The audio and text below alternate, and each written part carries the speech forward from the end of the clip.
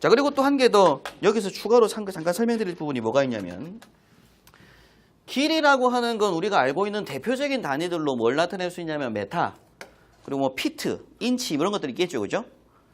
시간이라고 하는 건 뭐 대표적으로 세크, 뭐 민, 아우어 뭐 이런 것들이 있을 거고요.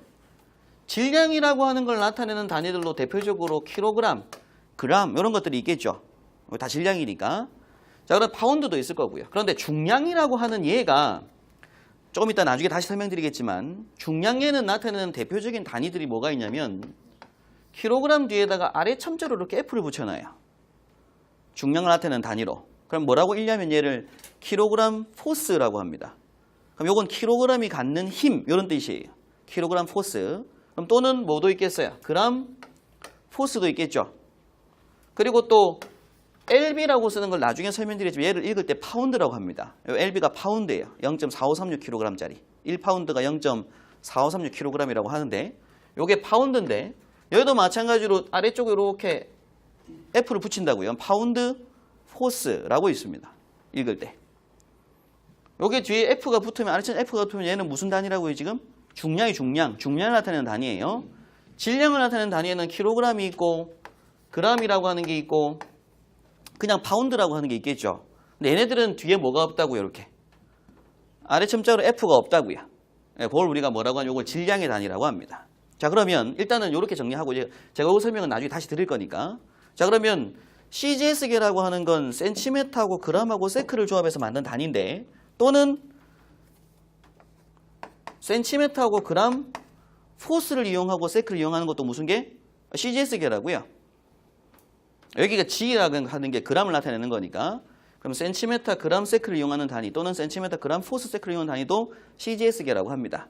자, 그럼 대표적으로 요 CGS계의 대표적인 예가 나중에 점도할 때 나오는 부분인데 포아즈라는 단위가 나오게 돼요. 포아즈. 근데 사실 이 포아즈라고 하는 단위가 우리 2차 설계 시공에서는 크게 중요하지는 않거든요. 1차 때 중요한 거고. 그래서 일단 잠깐 그냥 소개만 드리고 넘어갑니다. 이건 암기할 건 아니고요.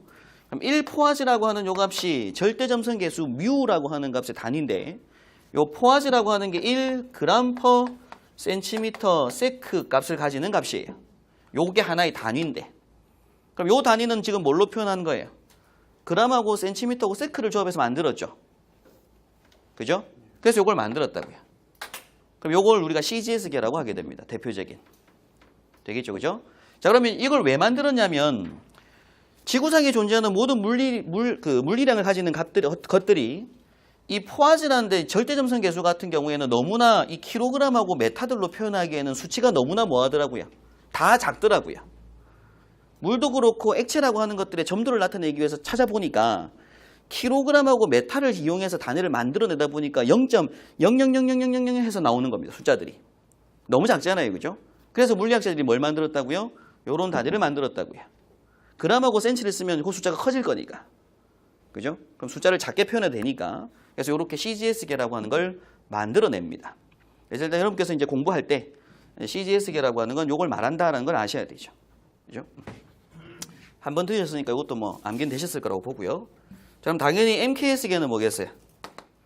미터하고 킬로그램하고 세크 또는 미터하고 킬로그램 포스하고 세크를 사용해서 만들어낸 단위를 우리가 MKS계라고 하게 됩니다. 대표적인 예로 여러분께서 이제 나중에 공부할 때 뉴턴이라고 하는 단위도 있을 거고 파스칼이라고 하는 단위들이 나와요. 요건 이제 힘의 단위, 요건 압력의 단위인데 1뉴턴이라고 하는 요 값이 뭘로 만들어진 거냐면 1kg 미터 퍼 세크 제곱 해서 만들어진 값이고 1파스칼이라고 하게 되면 1kg 퍼 메타 세크 제곱으로 만들어지는 값입니다. 요게 왜 이 값이 나오는지는 나중에 사실 설명드리도록 할 건데 일단 그러면 얘네들이 다 무슨 계란 얘기예요? MKS계인 거죠. 얘네들이 MKS계인 거잖아요. 지금 킬로그램하고 메타로만 들어갔으니까.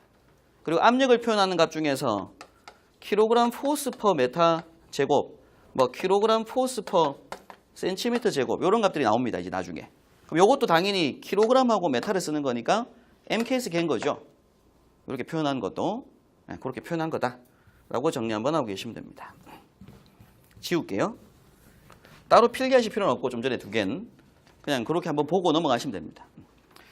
여러분께서 이제 정리하시고 암기하셔야 될 게 요겁니다. 절대 단위하고 중력 단위예요. 제가 이제 수업 시간에 절대 단위가 뭐죠? 라고 질문하면 꼭 답을 어떻게 해주셔야 되냐면 질량, 길이, 시간을 이용하는 단위라고 답을 해주셔야 돼요. 이제 그렇게 암기가 돼야 된다는 얘기죠. 제가 수업 중에 절대 단위가 뭐죠? 라고 하면 질량, 길이, 시간을 이용하는 단위.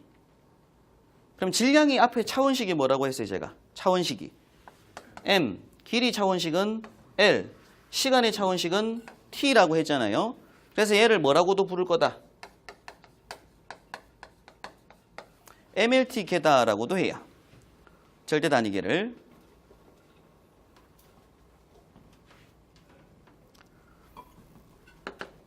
자, 그러면 중력 단위라고 하는 건 제가 이제 수업 시간에 중력 단위가 뭐죠? 라고 물어보면 답을 어떻게 하셔야 되냐면 중량, 길이, 시간을 이용해서 만든 단위, 이용하는 단위라고 하시면 돼요.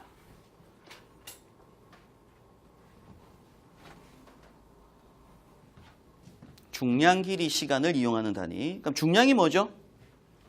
앞에서 뭐라고 했어요? 차원식이. 중량의 차원식은 뭐라고 했으니까? F라고 했잖아요. 그죠? 길이는 L, 시간은 T니까 얘를 무슨 계라고 할 거다?